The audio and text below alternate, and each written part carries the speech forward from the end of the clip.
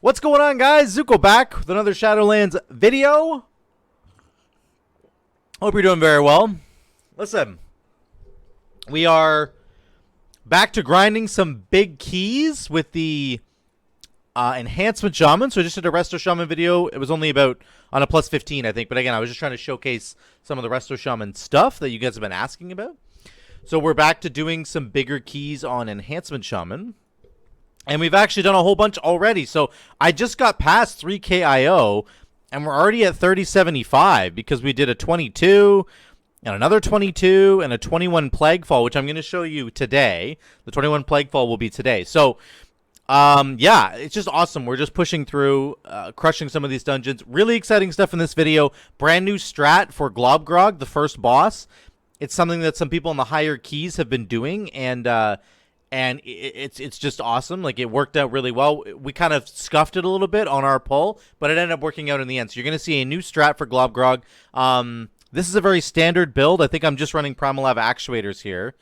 Let me just check, though, really quick here. What did I run for this? Yeah, it's Primal Lava actuators. There it is. I ran so many builds last night, I can't remember. So we did run PLA. Lots of Lava Lash, Flame Shock stuff. Yeah, nothing else too crazy to talk about. Let me just show you my build really quick. We went Necro Lord plus PLA. I can't talk right now. There we go. So Primal Lava Actuators plus Necro Lord. Of course, you're getting the big cleave. You get lots of haste from your lightning bolts, and then you convert that into Lava Lash damage plus Fire Nova, big detonations. It's really, really strong. I was the Necro Lord person that we needed for this dungeon because you're going to need all those buffs. So I'll talk about that in the dungeon. And then, of course, I went Plague Divisor Marionette to get extra mastery. You go Focus Lightning, Magma Fist, Tumbling Waves. Nothing too crazy there. Pretty, like, the most standard build that you could basically run. Yeah, and it went quite well, this dungeon. It was a little close at the end, but let's get right into the footage. Let's jump right over there and get into it, because too many times I've sat here explaining things to you guys, and I just need to jump right into the video. So let's do that. Let's get to the beginning, which is at 5130, right? Yeah. Oh, it's way up here. Okay, 5130. So I'm going to show you the opener. Of course, you always want to cast your dogs before the dungeon even gets going. And then, generally speaking, on Fortified Week, you're going to stealth this first area. That's just always what you end up doing. So you want to pop your stealth potion and run through. Get past all this trash because you don't need it all, which is nice. I did a Plaguefall last week, and I went Ghost Wolf form, hit my Invis pot, and then hit my speed boost. I did do that. Invisibility. It was really brutal. So then you do the opening slime packs here. And again, even on Inspired Fortified, it's not actually that bad. We get a big chunk of damage going here. You just want to Flame Shock into Prime Wave, get 5 Flame Shocks going into a big Lightning Bolt, into a big Fire Nova. We're doing 40k DPS right there. So you can see that that's kind of what we're capable of doing. I am a shaman, though. We don't have Misdirect, unfortunately, like rogues and hunters get sort of that Misdirect ability, so sometimes you can take it on the cheek. But you kill these slimes, and then you're gonna kill the big plague belcher guys, of course. Nothing abnormal there. You're gonna run down the hill, and you want to grab the red slime. This is pretty standard stuff now for Shadowlands, for Plaguefall. Sorry, Season 3. You want to kill this pack right here on the barrel. Get them to take lots of extra damage. Have an add-on that shows. Then you're going to get this red slime right here. You don't want to kill them, though. Obviously, you want to just kick them up the hill. So you have to kill the Plaguebinder first to make sure that they're dead. And then you're going to move your way up the hill. So we have the red slime now. We're bringing them back up the hill. You want to just keep kicking them.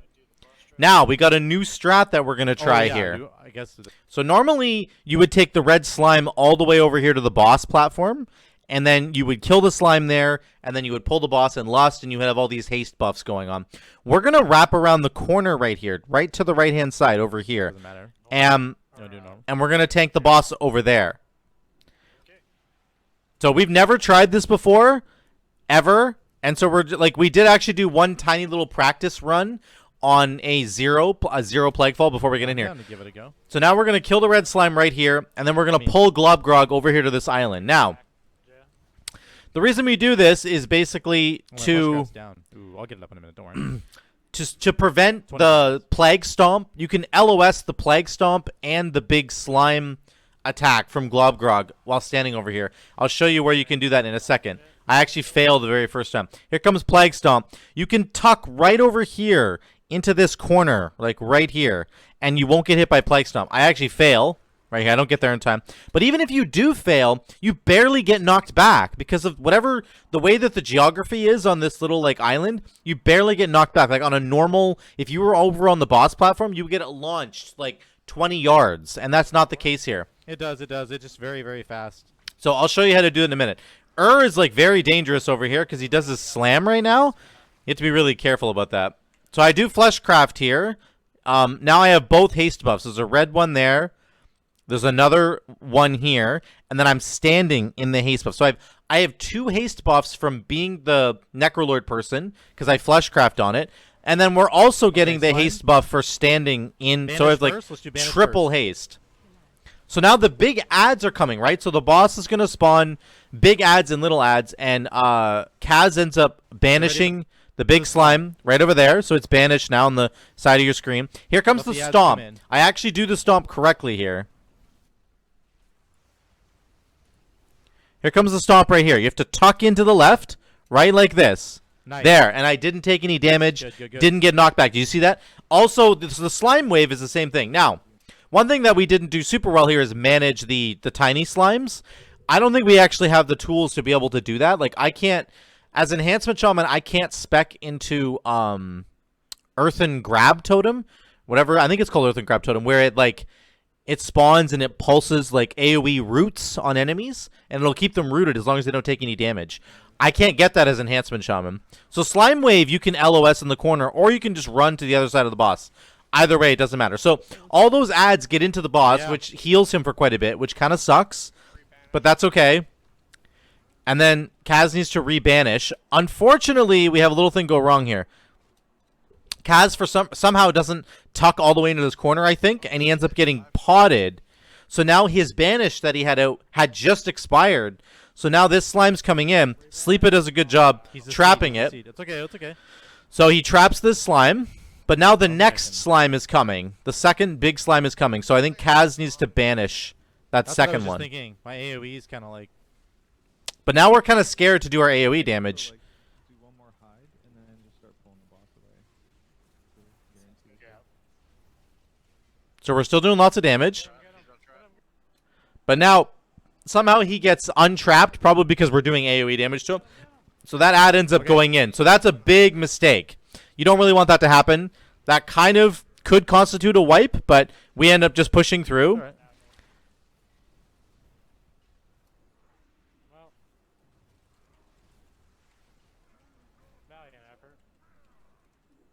So yeah, at this point in time, the red slime puddle that we had down basically goes down, and this is exactly when we would have been killing the boss. Like, so you can see how this would. That thing's very, very good. It doesn't, even if you don't quite get it right. You can see how this could work out like perfectly. You just have to really manage those big slimes. You have to have classes that can do it. Like anybody that can do, obviously, like rogues could blind, warlocks can banish. Hunters can trap. There's a lot of people. Druids can root. There's a lot of classes that can help with this. So we do end up killing him anyway, which is fine.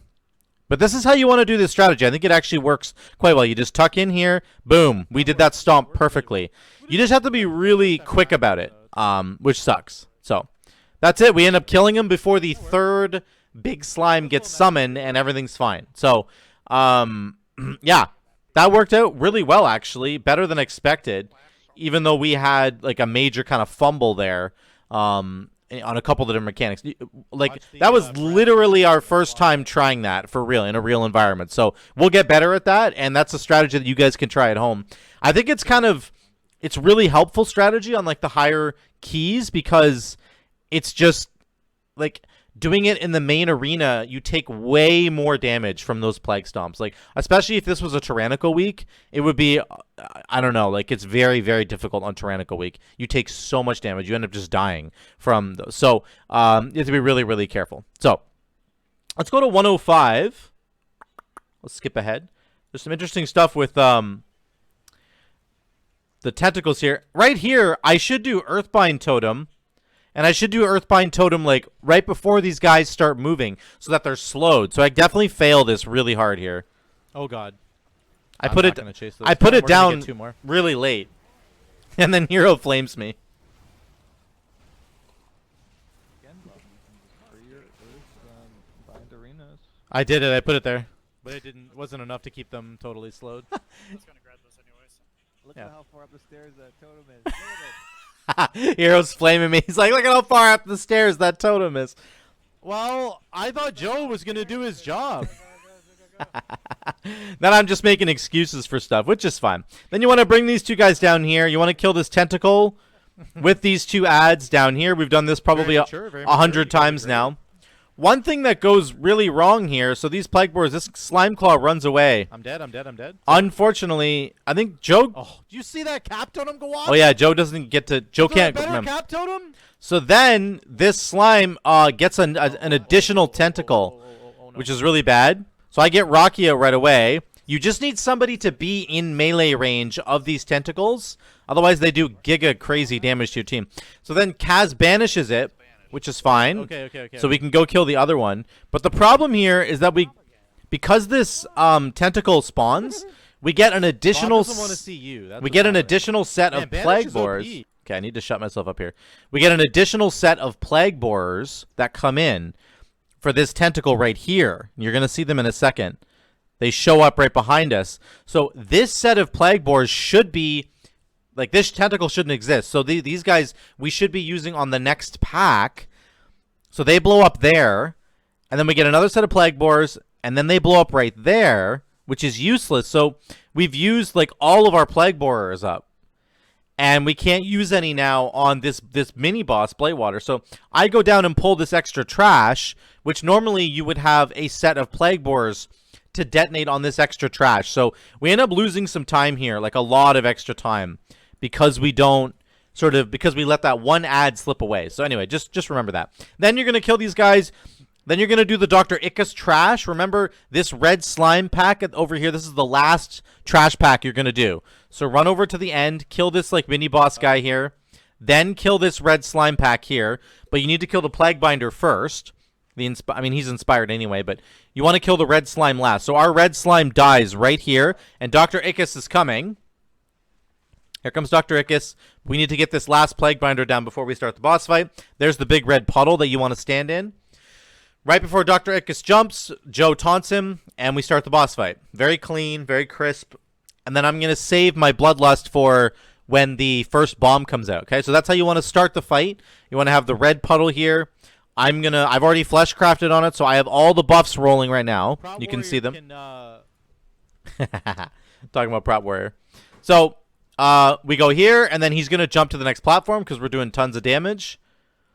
20k single target, pretty awesome.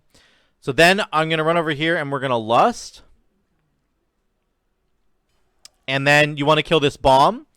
Unfortunately, Dr. Ickus is a complete dick and jumps around right on top of me. I don't know if I die here. I think I do. Yeah, I do. Okay. Honestly, huge mistake there. So then, oh yeah, we'll keep going. I'm going to show you something at the very end. So here's the last bomb here. We're back to the first platform. The red slime is still down there. You need to manage these purple slimes. So obviously, you know, things like Banish and Freezing Trap are a good way to do it for our group. If you have other groups, use whatever tools you got. Druids can do roots. Whatever you need to do. This bomb right here almost goes off, actually. Bomb's going off. So Sleepa says, bomb's going off. I'm like, oh my god, oh my god, oh my god, oh my god. Look at this. We're going to slow this down a little bit. Look at how close it is to going off. Watch this. We get a huge crit at the end there. That 18k Lavalash crit. And Kaz hit it with a Chaos Bolt. Oh. I was I got a crit so on my Lavalash. so close. We probably should have died there, but anyway. We get him down. We get Dr. Ickus down. Then you run down this hill. You want to purge these gushing slimes. Always purge these gushing slimes. We're going to pull this one. I'm actually a big fan of pulling this defender over here over to this platform before running and doing the main platform. However, Joe doesn't do that because it's an inspired week, I think. That's probably the best reason why. You have to kill these inspired mobs first, or else you can't kick. You can't stun like the defender when he does his shield. So make sure you purge this Gushing Slime and then kill him, and then you can pull whatever you want. And Joe pulls the extra stuff right now, I think. He's going to pull this island over here. There's a second Gushing Slime here that you need to purge. Make sure you do that. Really important. There's my purge. Now we can start stunning and doing all the stuff we need to do. Just remember that. Maybe make sure you always purge those Gushing Slimes. Unless there's a mage in your group, in which case he can just spell steal it. Then you do this middle island. Nothing crazy here. Then we get down to the Stealthling part of the dungeon. And one thing I want to say is that our group in particular actually is pretty well suited. Hey, kitty, listen. Listen. You got to go. Our group is pretty well suited to doing... I have an AoE stun. We can just let it go off. The Stealthlings. Because I have Cap Totem. I have Sundering. Both those things can interrupt them. So, and then Kaz right here, as you can see, has an AoE stun as well. So... we have 3 AoE stuns. That's really more than enough to take care of the Stealthlings. Well, Sundering's 40 seconds. Cap Totem is a minute. On top of that, Joe actually has an AoE grip. So when you're running this dungeon, if you're doing it on a higher level keys like 21s, 22s, and above, you do need some sort of plan. And your composition, I think, really does start to matter. You really need to have like the right number of tools to deal with this stuff. So... you know, me having double AoE stun and then Kaz having an AoE stun, that's basically enough. I think you need 2 or 3 AoE stuns to make this area work, or else it just doesn't work. You just run out of ability to, you know, stop the Stealthlings from going off. Like Druids, if you have a Resto Druid, they can do their push ability. Is it Typhoon, I think? They can Typhoon them. But again, I have Sundering. Here comes the Stealthlings right here. So Joe is like stunning it to make sure it doesn't go off, which is a good strategy as well. But the guy will just keep pressing stealth like that. The ambusher will just keep casting Stealthlings, and eventually they're gonna go off. So I have Cap Totem here, not a problem. Boom, they get all stunned. We're good to go. I can do that on every single pull basically. I can do Cap Totem or Sundering, or Kaz can AoE stun it, or Joe in an emergency. Joe could do Gorfiends and AoE grip them. So just remember, you need a strategy for dealing with them in this area. Now, this sniper on Inspired Week, it's not going to matter this week coming, guys, right now, but if you're on an Inspired Week, just remember trapping this sniper is a really big deal. Then you can deal with this pack with the Stealthlings. Again, another pack of Stealthlings is out. Oh, good job. And then Kaz had his stun. I did have Cap Totem coming back up, so we were good to go. But that's how you want to deal with that area. Then we have Venomblade. Nothing crazy to talk about here, except for you want to make sure that you try and get your Primordial Wave to hit as many enemies as possible. Your boon. So here comes my Primordial Wave. I've got it back off cooldown. If you're running Necrolord, again, you really want to watch this right here. So I've got my Primordial Wave coming up. I'm not doing a lot of damage right now, but I'm going to press Primordial Wave right here. I've already spread it around. I'm going to go from 13.8k immediately to 14.4k, and then I'm going to detonate with Fire Nova up to 15k. So by the end of this fight, I think I'm actually up near 16k. 16.8k actually. Look at that. I went all the way to 17k by the end of this fight. So if you get a couple resets on Primordial Wave, it's pretty good. Now, we're a little low on percentage for this final area. I think we're down by 1%, actually. Actually, you might need 88%.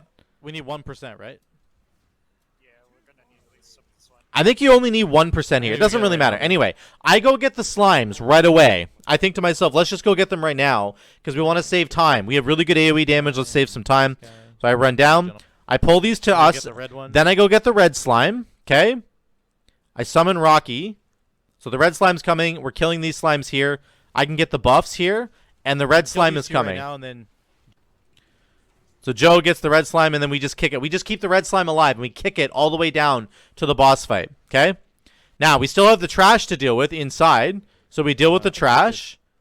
I end up dying because I'm an idiot. I get meleeed there. So we deal with the trash. We keep the red slime alive. The red slime dies right now, but that's okay. We still have lots of time. The red slime puddle stays down forever. Okay? Now we have Stradama. This is the final boss fight. We've only got 4 minutes. But we've got the red slime down. We've got the haste buffs rolling. I have double haste buff, plus we can stand in it. We're really good to go. This is an ideal situation. You're going to lust P2. The ad is up. We have to run across. We have the Earth Slam to worry about. This is a very, very dangerous moment right here. We have the touch of slime from this guy. We have the Earth Slam coming, and the tentacles are up. The Earth Slam. I actually get hit by the tank mechanic here, and then which is bad. But I want to show you guys this right here. Where I'm standing right now is sort of this nice little safe spot. If you're a melee character, you need to just get out of dodge. You got to just get out of there, or you're gonna die. So the Earth Slam's happening right here, and the Tentacle Slam is happening like right here. So I'm in this kind of little pizza slice that keeps me safe. Okay, look where the Tentacle Slam hit. I almost got hit there. It's very close, but that's what you need to do. Okay. Then the Infectious Rain comes down.